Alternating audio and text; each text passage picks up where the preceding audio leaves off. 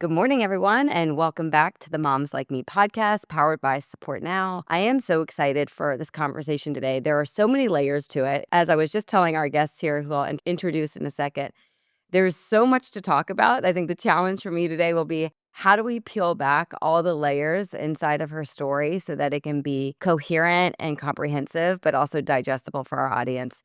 But I think you'll very quickly see why she is such a perfect guest for moms like me. So, Shelby Cannon, thank you so much for joining us. So, for a little bit of context, I met Shelby honestly through Support Now. She has a registry with us, read about her story. She's connected with our director of advocacy, Abby Zacharitz. And as y'all know, I'm always looking for incredible moms with stories to share that can touch at least one person that might be experiencing something similar. And Shelby certainly fits that bill. So, Shelby, thank you again so much for joining us this morning. I very much appreciate it. Yes, thank you so much for having me here. I'm happy to be here. Of course. So, Shelby, I often like to start these podcasts by, instead of me trying to summarize your story, because there are a lot of details and it's complex, I would prefer, if you don't mind, kind of like starting from the point that really accelerated your path into the world of special needs and disability. Yeah, so I am a mom to three. I have a 5, a 3-year-old, and Benny just turned 2 on Monday, Groundhog Day. So I actually went to school for elementary education and got my master's in special education. It's kind of like life has come full circle for me at this time. Benny was born typical, and he is our youngest. And 4 months of age, I finally decided that I needed to send him to daycare, and I wasn't going to be able to work full time and run my business with having him with me at work. He was just getting more mobile and rolling, and it was like he needed to go to daycare. And I'm sure as lots of you moms know, it's very hard to find daycare, especially if you have multiple kiddos and for infants because they account for more. So I ended up getting him into daycare with the girls. It kind of took a little bit longer, and he was at daycare for less than 10 days. And I got a call that he was found unresponsive and was being taken to the hospital. And at that time, we didn't really know what was going on until later, whenever everything started to unfold of what really happened to our son. And he was left unattended at daycare in a bouncer seat and was unbuckled and suffered from hypoxic brain injury. So, for those of you that might not know what that is, basically, he suffocated from lack of oxygen for an extended period of time because he had rolled over and was unable to breathe in the bouncer seat and was left unattended. My God, it's like quite literally a parent's worst nightmare. Absolutely, yes. I'm curious, Shelby. I know it's been some time, but at the same time, do you recall the emotion in getting that call? Like, what were you thinking when you actually got that phone call that something was wrong, and how did they actually talk about it? Because in my experience, I have 3 kids that have gone through daycare, and the first things they say is everything's okay, but fill in the blank. Do you recall Yeah. those details? So, I was at work at my business, which is about 20 minutes away from the hospital, and the officer actually came and found me at work. So, whenever everything happened with Benny, they didn't give the paramedics or anything any information on Benny, so Benny actually went to the hospital as John Doe. His condition and needs were so extensive, the paramedics did not stay to get any information. They just went to the hospital, and then they went back. They sent other officers and stuff to get information. So by the time they found me and dispatch was trying to locate everything and knew who we were, there was an officer that was just down the road from my business. And so he came into my storefront, and there was no one in the store at the time. I was in the back room, like, doing some photography. I had a boutique and was in the back room just doing photography. I can hear the door chime, and he starts walking in, and he is charging at me. I'm like, "Oh my gosh, what did I do wrong?" Um, and we kinda meet in the middle and stops me, and he says he can barely talk to me, honestly. He has grandchildren, and he's older, and I've actually known this officer for a really long time. And he puts his arms on my shoulder, and he said, "Shelby, you need to get to the hospital right now." I'm like, "What's going on?" And he Mm. could barely talk to me, and he says, Your baby was taken to the hospital. He was not breathing, and he is not in good condition, and you need to get to the hospital right immediately." And Mm. my business is connected to my mom's hair salon. And so, my mom could kinda overhear there was an officer in there, and my mom's like, "What's going on?" And, like, "We need to go to the hospital, something's wrong with Benny." Mm. And the officer said, "Do you have someone to take you? You don't need to drive." And my mom's like, "I'll drive." My mom had hair people underneath the hair dryers. There was a lady there, like, halfway through her nails. We had candles burning in our store. And the officer said, "I'll turn everything off. I'll lock the doors. I'll make sure everyone gets out before you guys leave." We're from a really small town. Everyone knows everyone type of community. And so on Mm. our way to the hospital, my mom was going like 90 miles an hour, and I was like, "Mom, we can't get in a car accident or anything. We need to, like, get there safely." And all of a sudden we hear sirens. I'm like, "Oh my gosh, we're getting pulled over." And it was actually officers, like, directing us to the hospital. In the Wow. meantime of us trying to get there, I kept trying to call the daycare over and over and over again. Like, "What happened? Why haven't they called me? What is going on?" And they wouldn't answer, they wouldn't answer, they wouldn't answer. We didn't hear from them until that night, and this was at, like, 10 o'clock in the morning. Good Lord. So, I mean, you knew so early on, just based off the severity of the officer's tone, and frankly, you effectively had an escort to the hospital. Ye Wow. So you get to the hospital, and what are the doctors telling you? So, they are handbagging Benny because they didn't have equipment at our home hospital small enough to intubate him. So, there's a lady standing over the top of him, just handbagging him. And we're asking them what's going on, and they're like, "Your son is just very, very, very sick." Whenever we first saw Benny, he was still very purple. As they continued to handbag him, his color was starting to come back slowly, Hmm. and it's hard to, like, think back to those moments because it was so raw then, and they all just kept telling us that he was very, very, very sick, and I'm like, Was it SIDS? Like, what is going on?" And then, our parents are there, there's tons of paramedics, there's tons of police officers, and then there's all these investigators, that have their cop badge, but they're not really in police gear. And I'm like, "What is happening?" And they didn't really ask us a lot of questions then because our primary focus was Benny, and I think they were still, like, doing the underlying investigation of the pre-investigation of stuff. Right. So, all in all, the daycare that they were going to was not licensed, and they were not CPR or first aid certified, so they did not perform CPR on Benny. They did try to walk them through how to do that, but they didn't. So Benny was without oxygen for about 20 minutes. Wow. They told us once we got there too that Life Flight was on its way from Children's Mercy. It's like the children's hospital that's about 2 hours from our hometown. And then they came back and said, actually, there's no helicopter available. There's a jet that's coming. And so we didn't really know what that entailed, but what that looked like is once they actually flew the jet and landed at the airport, then Mhm. they took an ambulance to the hospital, got Benny on the ambulance, took him back to the airport, got him on the jet, and then flew him to the Kansas City airport, got him on there, and then flew and drove him to the children's hospital from there. Good Lord, Shelby.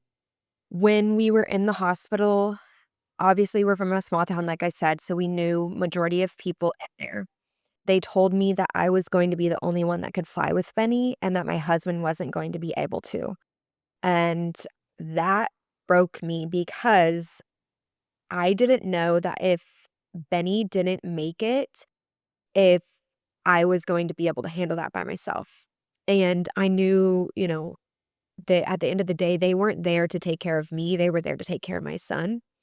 And so Mhm. some of the nurses and paramedics that were in there kind of knew that that was something that was really hard for us to digest, and they both told us that no matter what happens on that jet, they are going to do the best that they can to take care of him, and with you there, without you there, it's gonna be no different. So they said, "You need to be with your husband, and you guys need to ride together and go up to the hospital and let them take care of Benny." You opted to drive with your husband as opposed to getting on the jet with Benny.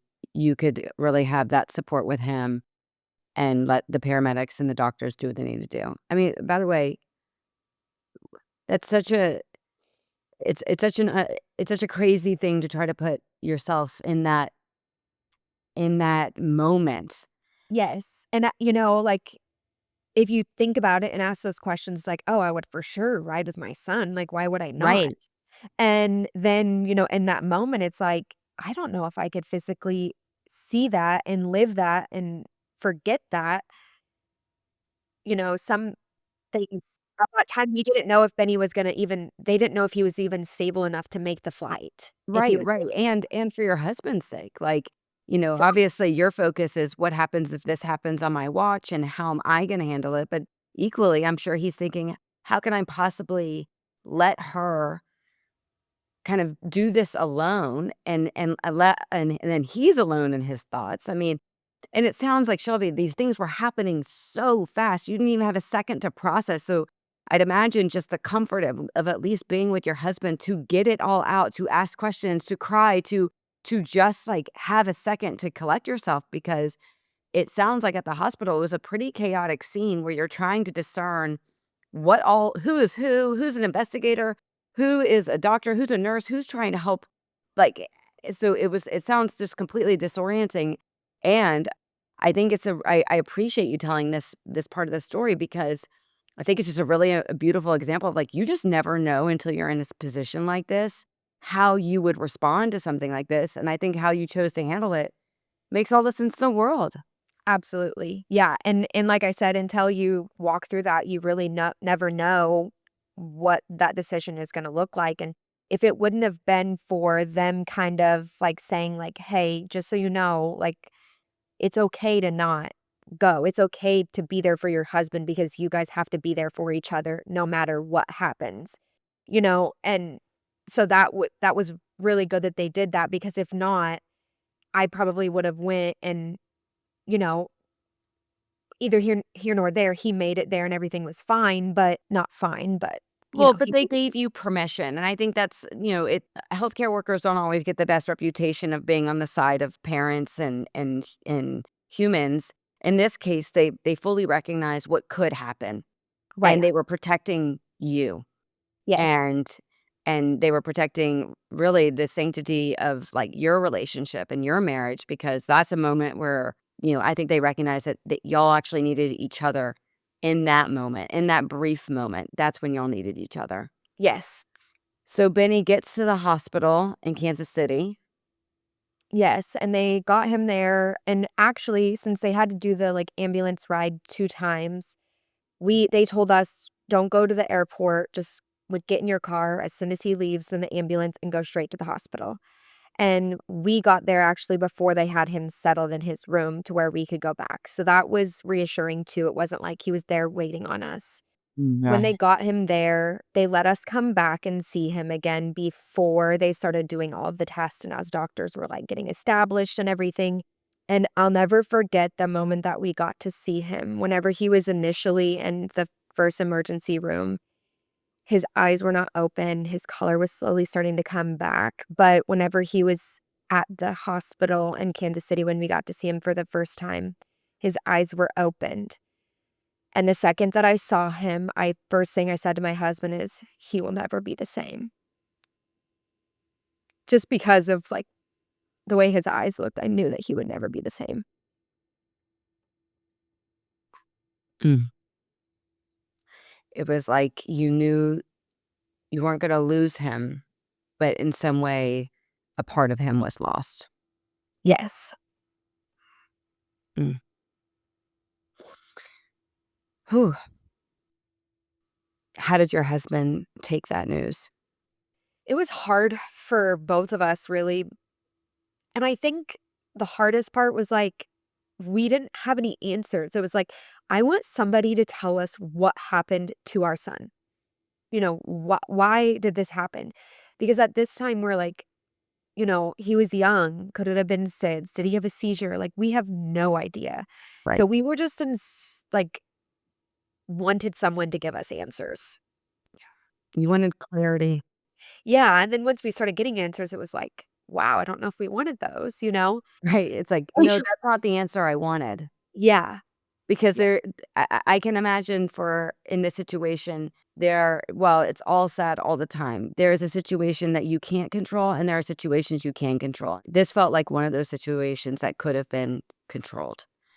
Abs And and again, just as I said before we started talking, that's where the layers of your story are so interesting Yes. because I think it's really easy from the outside looking in to say things like, "Well, everything happens for a reason, and, this is you are designed to rise to this moment," and all of these things, and it's so cheap to say that when it was so clearly preventable. Absolutely. One question I have for you, I'm gonna, like, zoom out a bit here, like, you mentioned earlier, your kids today are 5, 3, and 1. Benny was 4 months at the time of the accident. Who's with your children? Like, how are you actually managing like, obviously, you're so present in this moment where you need to be, but what's happening at home with your other kids? What do they know? Were they too young to tell them? How did you handle that piece of it as well? Yeah. Well, luckily, my five-year-old had an ear infection, so she wasn't there that day. Thank the Lord. Right. But my three-year-old was there, and she still to this day will mention things about that day. Mm. But what happened is they were not a licensed daycare, they were over in legal amount of care.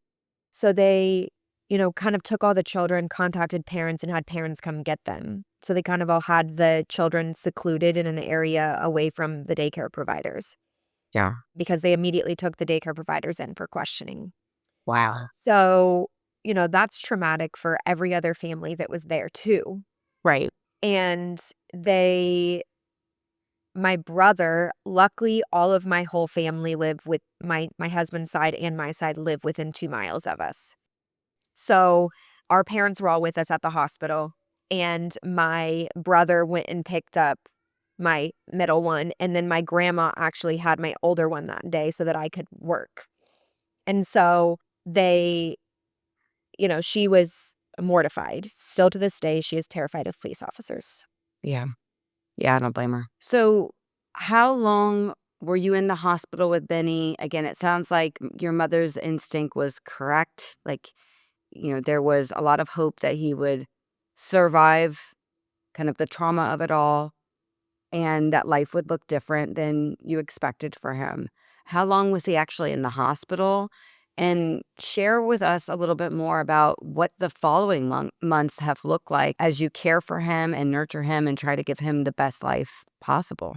Yeah, so his initial stay was for about a month, and then after we got out, we were in and out of the hospital for, like, the first 4 or 5 months after that. So while he was in the hospital, the first 72 hours are really critical with cooling the body from the brain injury so that there's not more damage done to the brain.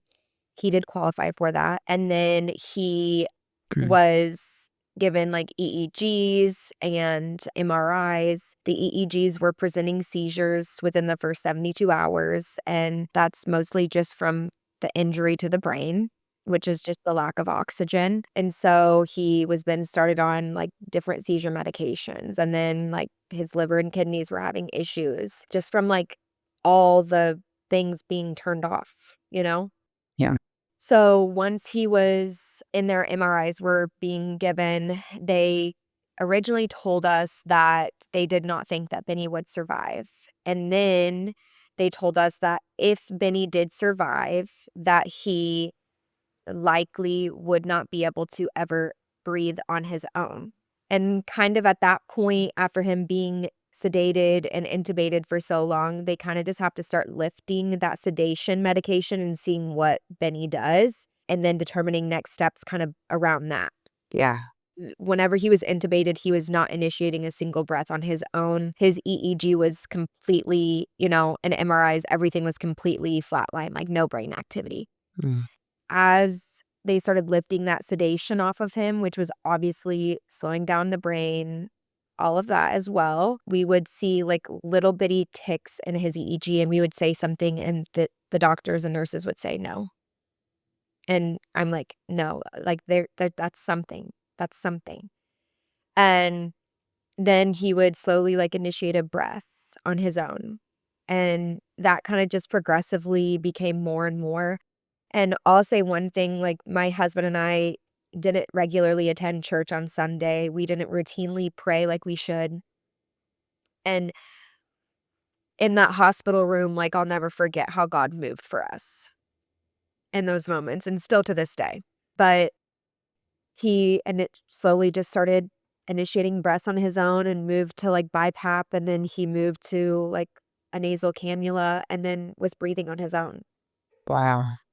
They diagnosed him with cerebral palsy and dystonia. So the cerebral palsy is just from lack of oxygen to the extremities, and the dystonia is similar to that.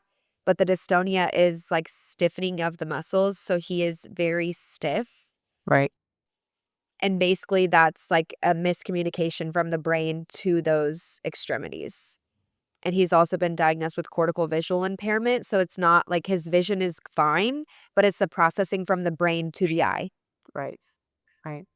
As you like say these things out loud, I imagine that again, this is just so different than the life you thought he would have, and this is so different than the parenting journey that you thought you would have. How do you how do you describe that type of grief? Not the grief that he's not here, because he is, but the grief between the disconnect of the life and the journey that you thought you would have as a mom of 3 and the one you have today. Yeah, so Travis and I actually originally thought that we were just going to have 2 children, and we built a home based around the girls, 2 kids. And then once we were, like, settled into our new home, we ended up finding out that we were pregnant and that it was a boy, and Travis is, like, the last boy Cannon of his family, His and family. so we were very excited about that. He's actually my husband's first name is Benjamin, so he's named after my husband and I his love dad that. and everything. So, we were very excited about that, so it's been hard to think of down the road. We try to live in the moment day to day because that's the only way we can get through, but at times our mind goes there of, you know, he will probably never get married or have children, or we won't ever get to see him play football, or all of those things that you think of, the first day of school, all of that type of stuff that is so unknown for us now of what his life might look like someday has really been hard. And at times it will really eat us up. And at other times we just have to like focus on here and now because he is making gains. Yeah, but it is hard. Well, and he's already proven to you that he can do things that no one else believes he can. Yes. And, we just have to remind ourselves that he's here and that he's alive. And another year with him that we just got to celebrate his second birthday is a blessing in itself Right. because we were not sure if that would even happen. Shelby, it's you're so articulate. You have such great presence when you speak about this. And I do wonder how do you take care of yourself? Because it feels like it's still so heavy. And to your point about, I'm sure there are days where you are very much in it, and hopefully you allow yourself to cry and to feel all of that. And then there are days like any mom with 3 children where life is just busy and you got to keep going. But what are some of those things that you're doing to take care of you? Yeah, like you said, life is busy and you just have to keep going. Luckily, we do have a nurse that is in the home with us, some to help us take care of Benny so that I'm able to still work and do things that like do bring me joy. Because I had a boutique, I ended up closing my storefront, but I still operate online and I have my store in our bedroom, which is not very practical. But I'm thankful that I had an established business that I was able to continue to do work at some capacity because with Benny, we are doing therapy so much, we're on the go. Finding therapies for him now and meeting therapists brings me joy too, simply because they help me help him at home. Mm. I know that sounds silly, but I also like feel like if I get ready and do my hair and makeup, that brings me joy because I just feel better. Well, I love to get my nails done, so that's something that I like to do for myself too. But I will say, and I think I told you this in our first call, like and I kind of am a little bit today, but I try to hold it in. I haven't cried for a long time. I feel like that's kind of a trauma response for me, is to protect myself to not feel those emotions. And that's something that I do need to work on more. Like, I feel like I'm always strong for everyone else and don't do the best job at like letting myself be weak to continue to heal. Yeah. Well, it's hard. Like, it's It hard to is. let it out. It's Like, I not don't have time to do that. Like, you just have to be strong and keep pushing forward. Like, absolutely, don't absolutely. think about it, think about the positive. I just try to like do that and really just remind myself of where we are now and where we were. And, another thing that really does bring me joy, and I said that God's like laid this on my heart, is that there's other moms that are in the thick of it right now that just had an injury or just delivered a baby that had a hypoxic brain injury. And they're in the thick of it now. And like, I can help be the support for them that I needed in those moments. And that does bring me joy, Yeah, is being able to be that for other people. yeah. How do your girls handle Benny? So at the beginning, it was really hard just because we were figuring everything out. So it felt like we couldn't let them be kids in their own home. Like, you need to be quiet or don't trip over that IV Mm, pole because of his feeding pump, or, you need to go play in your bedroom. You can't be loud out here. And so that was like us figuring out things and figuring out Benny, because it was like a whole new child. Like, Charles and I joke that we graduated medical school in 24 hours right, because, like, at the end of the day, we kind of did. right. You knew everything you needed to know about brain injury and oxygen, Yeah, feeding tubes, feeding pump. tubes, Yeah, right. suction machine, all of that kind of stuff we learned very quickly. And it was so unknown, and, like, in the hospital, it was all so easy, and then you get home, and it's like, I don't have anyone to ask questions to. Right. What do we do, you know? So, it was home was very different than when you're in the hospital. But the girls are so resilient now. They love helping with Benny. They love helping get his meds. They want to push the food. They want it through his syringe and through his G tube. They want to talk about him all the time. They want to play with him. Oftentimes, my oldest at night prays that she gets to play with Benny or that he can talk to her again someday. Mm, And so I do think that they'll grow up to be very compassionate kids. And I do feel like at times their childhood has been like stripped from them in a sense, because sometimes only one of us can go to certain things because the other one of us is has to take care of Benny. Like, for example, my oldest is doing basketball and noise bothers Benny. And so basketball is not an ideal place to bring yeah, Benny to. Also, with all the germs currently, it's not a good idea.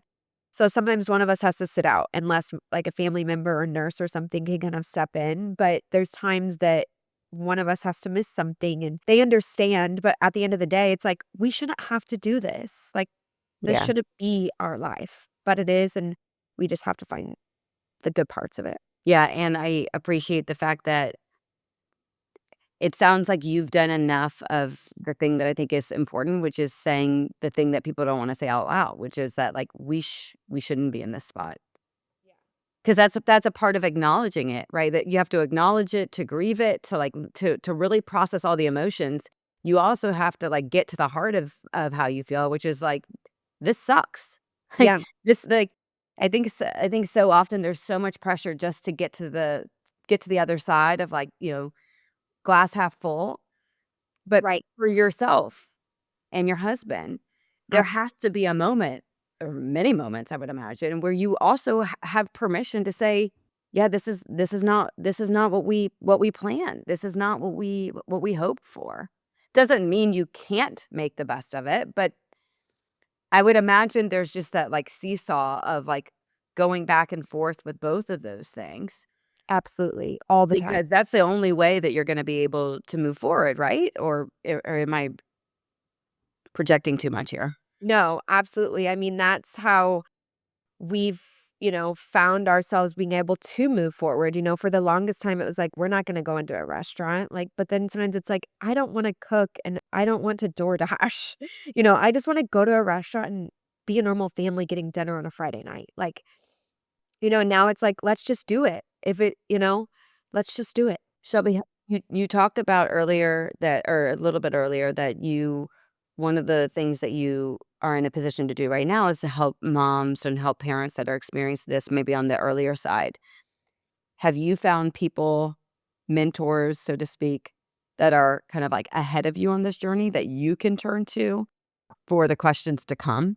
Yeah. So initially, like when we were in the hospital, we had so many people reaching out to us, and there was just different moms that had navigated this. Often, the moms that I communicate the most with, their son's injury or child's injury was from birth. Very similar. I haven't met a ton of moms that have gone through something like what we have at daycare, Right. which is a good thing. Yeah. It is a good thing, and, I mean, again, there's a reason why these things are so traumatic because they're not expected. So, Right. it's, that makes sense to me. I have, like, 1 or 2 more questions before we wrap. It sounds like you and your husband had a pretty phenomenal relationship before this, but describe to me how your relationship has changed since this. It's really honestly, thankfully, we had a strong foundation before this. And after, I felt like it just really amplified our faith and trust in one another. And we've had to have good communication. Like, there's some days that I've given 90% to Benny the whole day because he had a hard day. And I need him to like pick up that slack once the girls get home from school. Or there's some days that I have all 3 kids by myself, and it's like, "Hey, you just need to bring home dinner because there's no cooking happening." I think something for us is at the very beginning, we all were like, "Okay, we need if we get back to a normal routine, things will get better." And then there would be some days that we would wake up and, I had closed my store, I had nothing to go to. I didn't have Mhm. a business anymore. And at that point, I didn't know if I was gonna continue to do online or what I was going to do, and so my husband was like, "I have to go to work." He's a plumber, and so if he doesn't work, he doesn't make money. Right. And but then there were some days he's like, "I literally can't even get out of bed today." And it's like, "You can do that today. You deserve to do that today." And so I think for us, it was just communicating and still continuing to communicate, and just the understanding of each other and knowing like, "Hey," just figuring out our routine in the evening because we have 3 kids to get ready for bed. Benny undeniably needs one of us 100%, in the evening. And so sometimes it has to be my husband because I did it all day, and I just need a Mhm. break for a little bit. And other times it's like, "No, I have it," the girls wanna play rough wrestle, and Right, so, they wanna be with their dad, right. and but then there's times that it's like, I really wanna play with the girls, but Benny's preferring me, so that's hard too. Yeah. But I think we've just had a good communication and, I that's the only way we've survived is communicating. My next question is related to something we talked about when we first met, which is how difficult this entire experience must be when you're trying to push forward with this this new diagnosis, like all these new diagnoses, these treatments, etc., while also having a very real lawsuit and very practical things that you must pursue to get answers, to get justice.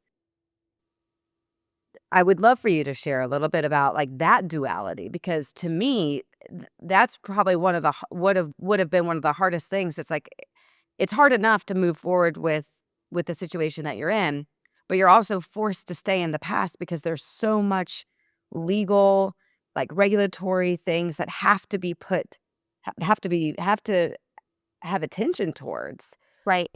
What was that like? What is that like? Where are you now? Yeah. Originally, whenever everything happened with Benny, they immediately started a criminal investigation because 911 was called, cops went to the house, all of that. So, one of the officers, whenever he went into the house, had said that he thought that he smelled marijuana. Mm, And so they ended up like testing the girls, searching the home, so they have to go through the process of getting warrants and doing all of that.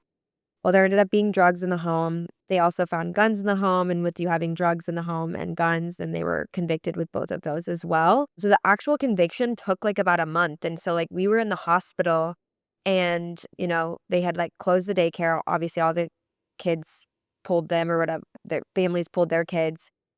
but we're in the hospital still. And then they decide to post on Facebook that they had openings for more children. I'm like, wait, what? Because they hadn't been convicted yet. They were still building the case. So that was kind of like the final straw for us. We sent it to like the detective, and the detective was like, okay, here's like, this can be like our final piece that we need. So they ended up getting arrested for like child endangerment, child abuse, child neglect, and then the drug charges and stuff like that as well. They ended up being able to bond out. And then we started that whole investigation. Like I said, we're from a very small community. So the news picked that up and everything went like wildfire.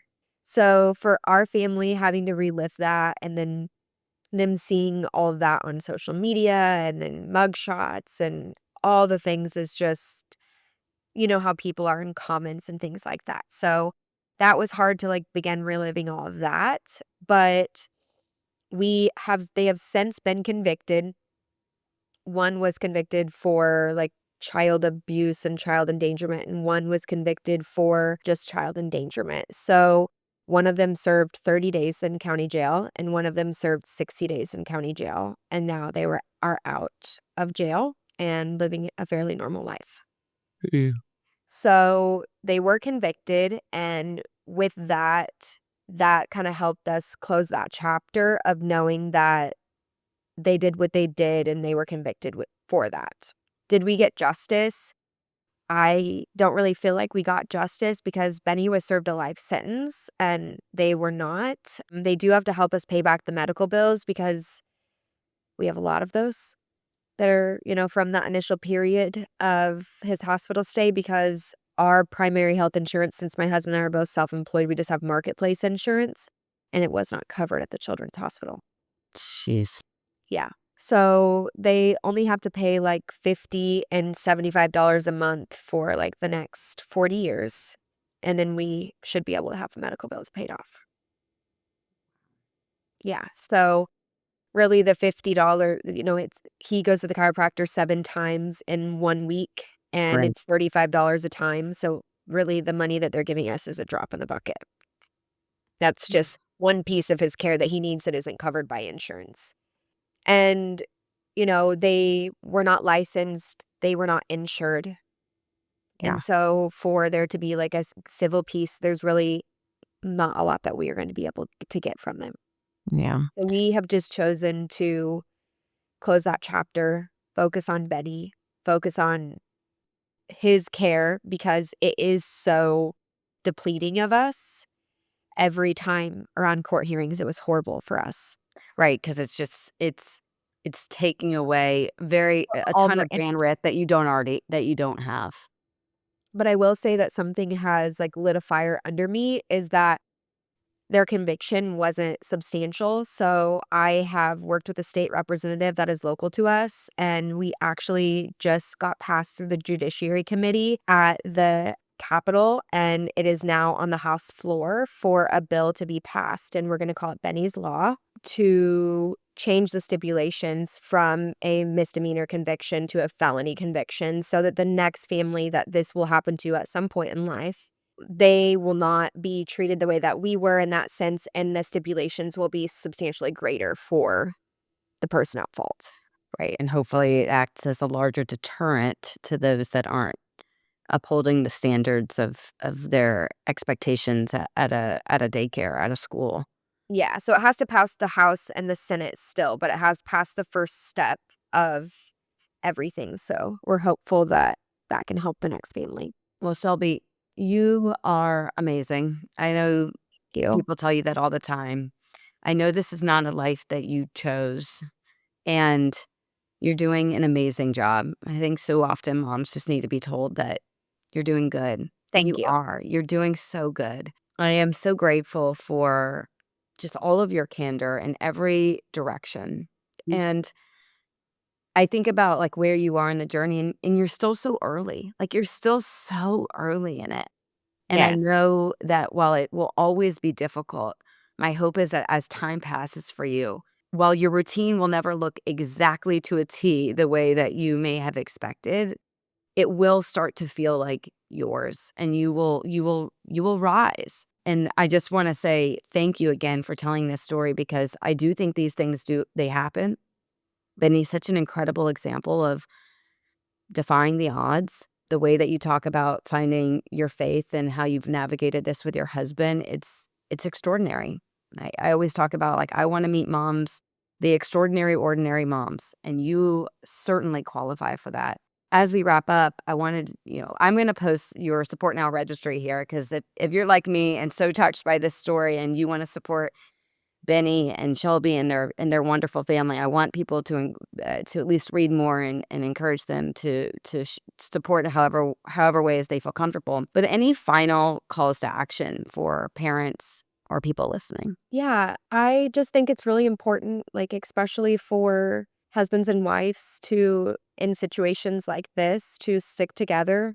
Obviously, always. Communication is key. And whenever you are looking for daycare, I highly recommend just doing that extra bit of research on them. Asking someone that is already attending the daycare, they wouldn't be attending there if they had ill feelings. So, Yeah. it's like looking beyond that. And if your employer ever tells you that you need to come to work over your children because you don't have childcare, you need to find a different job. Because Fair enough. it's stressful to think about, like, I have to go to work, I have to send my kids to daycare. Well, God will provide. It will all work out, and that's not the job for you. Shelby Cannon, you are truly incredible. I very much enjoyed the conversation today. Thank you for joining us and hopefully many more conversations to come. Yes, thank you so much.